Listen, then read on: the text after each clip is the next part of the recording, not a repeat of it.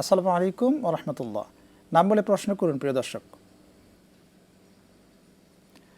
আসসালামু আলাইকুম হুজুর। ওয়া আলাইকুম আসসালাম, প্রশ্ন করুন। মাসুম কুমিল্লা ধর্মপুর থেকে। জি প্রশ্নটি কোরআন থেকে, জি সূরা আল আসর আয়াত 1, 2, 3 অধ্যায় 103। জি সূরা আল আসর আয়াত 1, 2, 3। ব্যস্ত যেতে হলে 4টি শর্ত মানতে হবে মানুষকে: ঈমান আনা, ন্যায় নিষ্ঠা প্রতিষ্ঠা করা, সত্যের উপদেশ দেওয়া, ধৈর্যের উপদেশ দেওয়া। আমার প্রশ্ন, সত্যের পথে ডাকা অথবা সবিল হক, এর মানে কি? কোরআন কি বলতেছে এটিকে? সূরা আল আসর ওকে, আয়াত 1, 2, 3।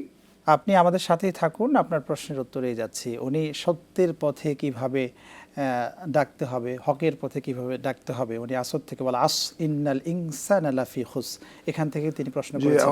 ধন্যবাদ। আমাদের ভাই খুব চমৎকার জায়গায় হলো অ্যাড্রেস করেছেন। ওয়াতাওয়াসাউ বিল হক থেকে প্রশ্ন করেছেন। আমাদের ইমাম শাফি রহমতুল্লাহ আলাইহি বলেছেন জি। যে আল্লাহ তাআলা যদি সূরা আসর নাজিল করে আর কোনো সূরা নাজিল না করতেন তাহলে মানুষের জন্য এই সূরাটাই যথেষ্ট ছিল। আল্লাহ, এই সূরাটা খুবই ছোট হওয়ার পরও অনেক গুরুত্বপূর্ণ। আল্লাহ তাআলা যোগের কসম করে বলছেন যে সকল মানুষই ক্ষতিগ্রস্ত, শুধু 4টা বিশেষণ যাদের আছে তারা নয়।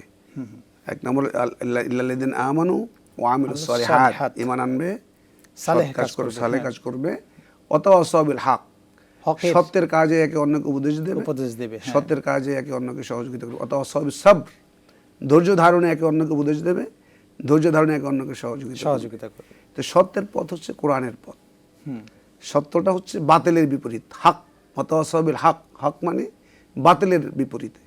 হক হচ্ছে সত্য, কোরআন এবং সুন্নাহ অনুযায়ী জীবন পরিচালনা করা, আল্লাহ এবং রাসূলের সন্তুষ্টি অনুযায়ী তার পথে থাকা, সিরাতুল মুস্তাকিমে থাকা, এটা হচ্ছে হক। হকের পথ। এবং এটাকে দ্বীন হক বলা হয়েছে, লিইয়ুযহিরাহু আলা দ্বীনি কুল্লি, হুয়াল্লাযী আরসালা রাসূলাহু বিল হুদা ওয়া দীনিল হক লিইয়ুযহিরাহু আলা দ্বীনি কুল্লি। হক দ্বারা দ্বীনকে বোঝানো হয়েছে, হক দ্বারা কোরআনকে আমরা বলতে পারি, হক দ্বারা ইসলামকে বলতে পারি। পূর্বে আরেকটা বিষয় ওস্তাদ এখানে যে রয়েছে, ওয়াল আসরি ইন্নাল ইনসানা লাফি খুস ইল্লাল্লাযিনা আমানু, এই যে ঈমানের বিষয়টা বলা হয়েছে, সেটাও একটু যদি আপনি বলতেন। বিষয় হচ্ছে যে ঈমান তো আমাদের প্রথম শর্ত। আমাদের যে কোনো ভালো কাজ আল্লাহ তাআলার কাছে গ্রহণযোগ্য হওয়ার জন্য ঈমানটা পূর্ব শর্ত। যেমন একজন কাফের যদি মানুষকে দান খয়রাত করে, মানুষের জন্য এতিমখানা বানিয়ে দেয়, রাস্তা বানিয়ে দেয়, তিনি সওয়াব পাবেন কিন্তু দুনিয়াতে, পরকালে তার জন্য কোনো অংশ থাকবে না, যেহেতু তার ঈমান নেই। শুধুমাত্র যিনি ঈমানদার তিনি এটার জন্য দুনিয়াতেও যা যা পাবেন এবং পরকালেও যা যা পাবেন। এখানে দর্শকদের জন্য আরেকটু আমি ক্লিয়ার করতে চাই যে ঈমানটা হচ্ছে বিশ্বাস। কিসের বিশ্বাস, কোন জ্ঞানের বিশ্বাস, সেটা একটু যদি আপনি বলেন। ঈমানটা তো আরো অনেক বিস্তৃত। ঈমানের মূল একেবারে শাব্দিক যেটা, সেটা হচ্ছে যে প্রথম হচ্ছে আল্লাহ তাআলাকে অন্তরে বিশ্বাস করতে হবে। জি। আল্লাহ তাআলার একত্ববাদকে অন্তরে বিশ্বাস করতে হবে, তাসদীক বিল জিনান বলা হয় এটাকে আরবিতে।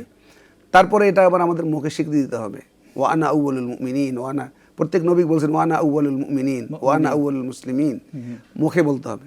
ওমান আহসানু কাওলাম মিম্মান দাআ ইলাল্লাহ ওয়া আমিলা ওয়া সালিহাত ক্বালা ইন্নানী মিনাল মুসলিমিন, মুসলিমিন, নিজে বলবে, স্বীকার করবে। তারপরে হচ্ছে ওয়াল আমালু বিল আরকান, অন্তরে বিশ্বাস করবে, মুখে স্বীকৃতি দেবে এবং ঈমানের চাহিদা অনুযায়ী সকল কাজগুলো করবে, আল্লাহ এবং তার রাসূলের সন্তুষ্টি অনুযায়ী সকল কাজ করবে। এবং মাইয়ুতি রাসূলা ফাকাদ আতা আল্লাহ, রাসূলকে যে মেনে নেবে সে আল্লাহকে মেনে নিল। এবং লাকাদ কানা লাকুম ফি রাসূলিল্লাহি উসওয়াতুন হাসানা, রাসূল সাল্লাল্লাহু আলাইহি ওয়াসাল্লামের মধ্যে তোমাদের জন্য উত্তম আদর্শ। লিমান কানা ইয়ারজুল্লাহ ওয়াল ইয়াউমাল আখির, যে আল্লাহকে পেতে চায়, যে পরকালে সফল কাম হতে চায়। তো সত্যের পথে থাকা হচ্ছে দ্বীনের পথে থাকা। সত্যের পথে থাকা মানে ইসলামের পথে থাকা। সত্যের পথে থাকা মানে জুলমের বিপরীতে থাকা। সত্যের বিপরীত হচ্ছে বাতিল, সত্যের বিপরীতে আদালতের বিপরীত হচ্ছে জুলম। সত্য আদালতকে, ইনসাফকে সত্য ইনক্লুড করে, সত্য সহমর্মিতাকে ইনক্লুড করে, সত্য মানুষের সেবাকে ইনক্লুড করে, মানে টোটাল ইসলামটাই কমপ্লিট কোড অফ লাইফ যেটা।